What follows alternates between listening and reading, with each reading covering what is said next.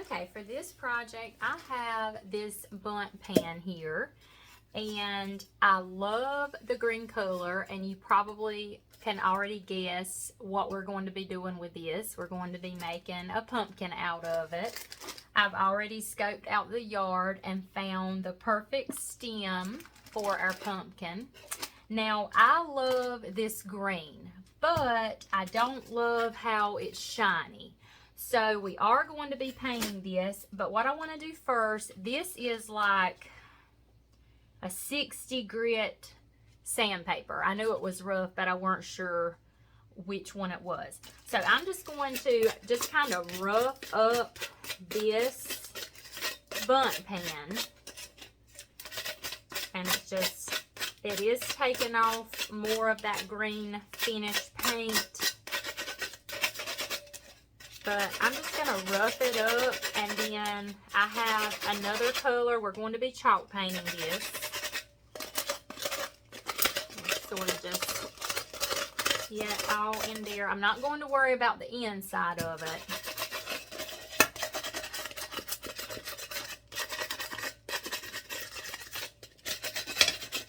And this Bundt pan will solely be decorating purposes from here on out.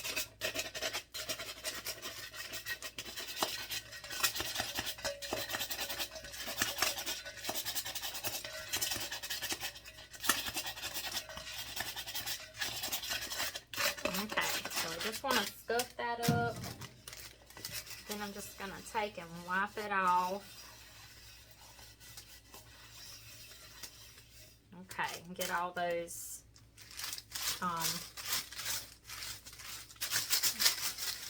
dust particles off.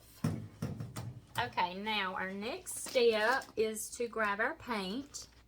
Okay, so I'm going to be using the color Moss in the Waverly and also the color Celery in the Waverly. So first I'm going to start with the Moss color. And you're really not going to be able to see a whole lot of change. Then, you know, the color was already green. I just, hang on, let me get me some more paint here. I started to just leave it that color and just create my pumpkin with the Bundt pan. But I really wanted that chalky matte finish. So I'm not doing full coverage. I'm just brushing on right on top.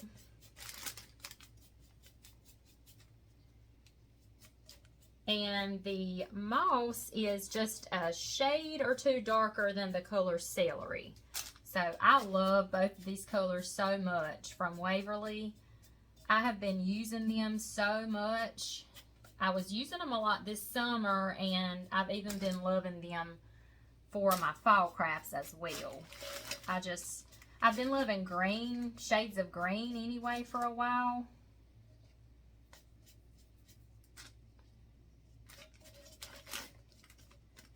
I've even been bringing some green into my decor in my home, because for the longest time, I just used neutrals in my home. And I have been bringing in hints of green here and there. Well, especially with my fall decorations. But even before I was decorating for fall, I had kind of started sneaking in some greens in my home decor. Now, I'm going to go in with some of that celery. I am just using that same paintbrush. I didn't wash it out, rinse it out or anything. And I'm just kind of going to go over the raised parts of the Bundt pan. I'm going to start by just going over the thinner.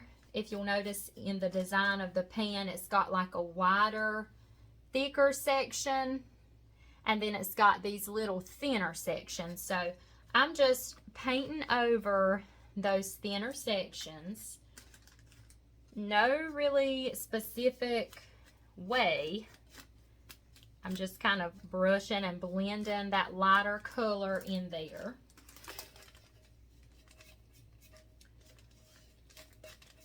on all of those.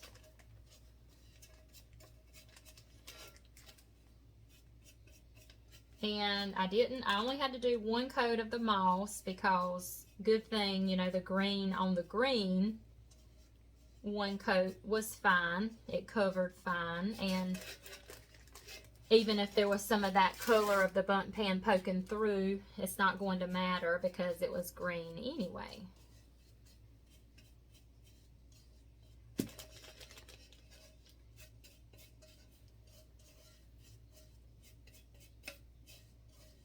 I'm just going over all of these sections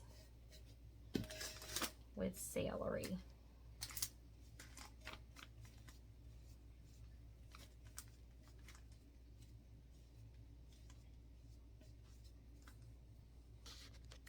Okay, now I'm going to be going in. I decided to add a third color. This is the color Hazelnut in the Waverly. And I'm just going to kind of, let's see. I'm going to just kind of brush across the bottom with this color. That's how I'm going to start with this color. And it's just blending in that green paint as well. Let me get where you guys can see. I'm just blending that in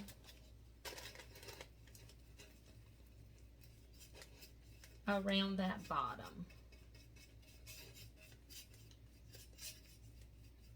Again, nothing perfect.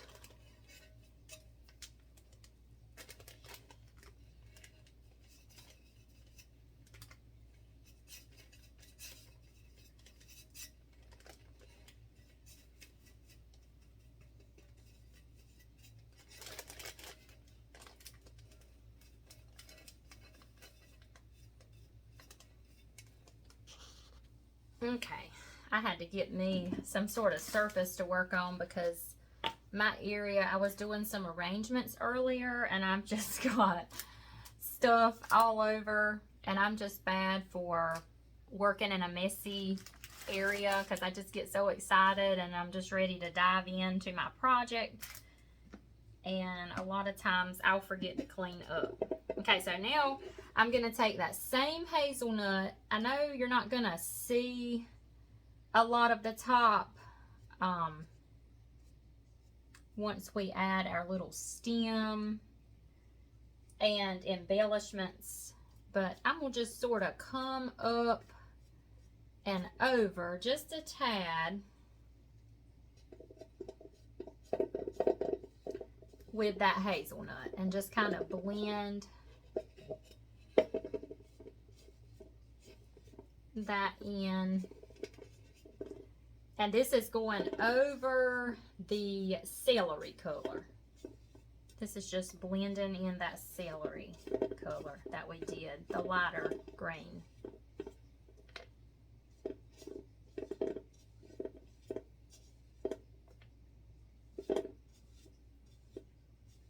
I'm just blending that right in.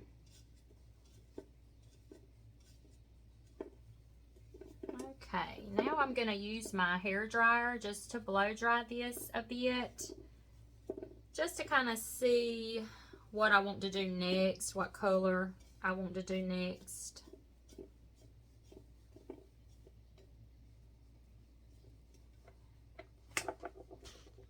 Okay, so after blow drying, I am loving these colors. However, you can see where I do need to go with a second coat. After it dried, you can just see brush stroke marks. Let me see. Sorry, I'm trying to get that to focus. Yeah, so you can see brush stroke marks and just too many imperfections in our paint. So I'm just going to go and do that same technique that we started with moss first, and then blend in some celery, which is the lighter green, and then go and highlight with the hazelnut, and then we'll go to our next step.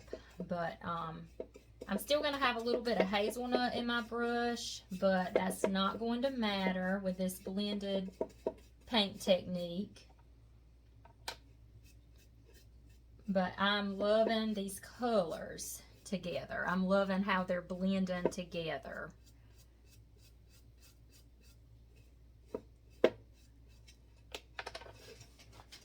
So again, this is that moss color, which is our darker green. I'm just going around these wide spaces in our Bundt pan just to create a prettier finish, a more complete finish.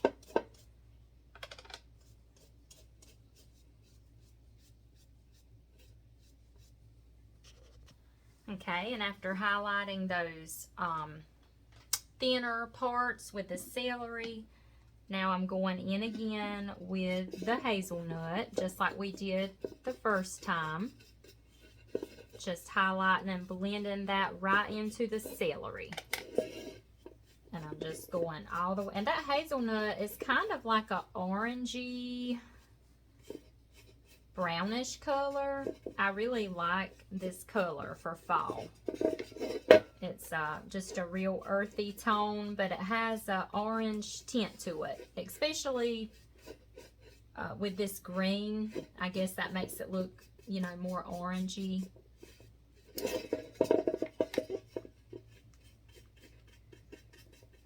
So I really like this color for fall and for our pumpkin. Okay, so now I have this charger plate I thrifted for 69¢. So I think the gold tone is perfect for our colors that we're using and everything. So I'm not going to paint it or anything. I'm just going to simply put the Bundt pan there. And now we're ready to apply our stem. So let's see which way. I'm just taking, there's a piece of stick sticking out, so I'm just taking that sandpaper, that 60 grit, and just kind of filing that back a little bit. Okay, and I'm just going to put hot glue on the bottom of that stick, just a gracious amount. And it's going to go right in the center of that Bundt pan, the little hole in the center. And so this is actually being glued to the charger plate. So, you know, it's not being glued to the Bundt pan itself. So I know I won't be able to cook with this Bundt pan or anything anymore. But, you know, I could use it for other decorating purposes. You know, just take it off of this charger plate with this stem, and I can paint it different colors, you know. So there are other options that, you know, I can still use this Bundt pan other than just for fall. Okay, I'm just stuffing some paper shred in that hole just so I don't use a ton of my moss and my other like raffia and things like that. So I'm just kind of filling in that hole. And guys, I want to wax this before. I better go ahead and do that before we get any further with our embellishment. So let me go ahead and do that. I'm just going to take some clear wax and just go over this pumpkin really quick. I had thought about just spraying it real quick with some Mod Podge, the Mod Podge matte sealer, but I think I'll just go ahead and wipe this wax in it. It's a little more time consuming, but I think it'll be better to seal this piece. So I'm just applying this all the way around.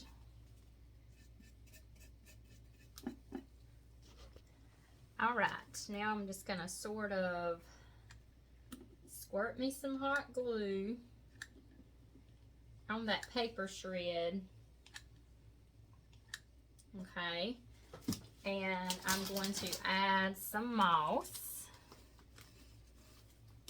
around that. Now my wax is still wet that I applied, so I'm being careful because I don't want this stuff to like stick all in that wax. You know, when it dries. I don't mind it being right around that stem, but I don't really want it stuck on my pumpkin. So, but I'm trying to hurry and do this video because it'll soon be time to go get my kids from school, and we always have busy afternoons after school. We either have dance class or ball, or I have to take my one of my daughters has her license. My other daughter, she's about to get her license, so I have to take her to work some days and stuff. So it's just busy after school hours. All right.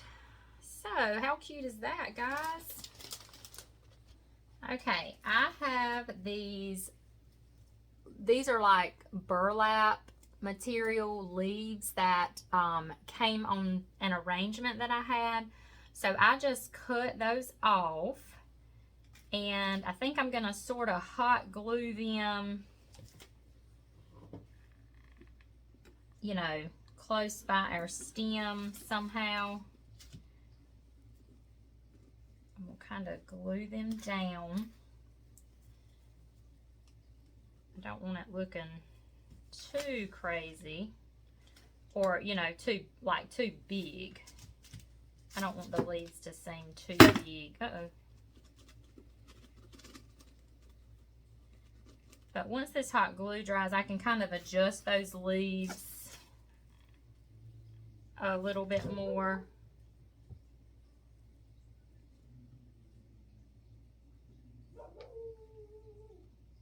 Okay, so that is so cute, guys. Okay, guys, and to finish this up, we are going to do a bow. I've just got some raffia here, and I may do some raffia or moss or something on this plate around the pumpkin. I am just not decided yet. But I'm definitely going to do, see, I'm just sort of crisscrossing. I have different ribbons here, some like burnt orange color, this buffalo plaid green. I've got some burlap strips. I might do it opposite, I don't know. And then I have like this pretty lacy burlap. And then I'll probably just, you know, maybe add some more. But anyway, I just crisscross that, and then I tie it with jute. And I'm just going to glue that down on my charger plate. And then I am going to have the raffia out in the front of this bow. Sort of like that. And guys, I am putting a little label on the bow. So here I just have one of these cardboard tags I order from Amazon. And I'm applying Mod Podge over that, just a good layer. And here is my image that I printed off on my inkjet printer. So I'm just going to let that dry on there, and then I'll just sand away that excess paper off of that tag, and we'll be able to add this to our cute bow for our pumpkin. And there is our bow added, guys. Look how cute this turned out. I think it is so the cutest little thing. Let me know what you guys think.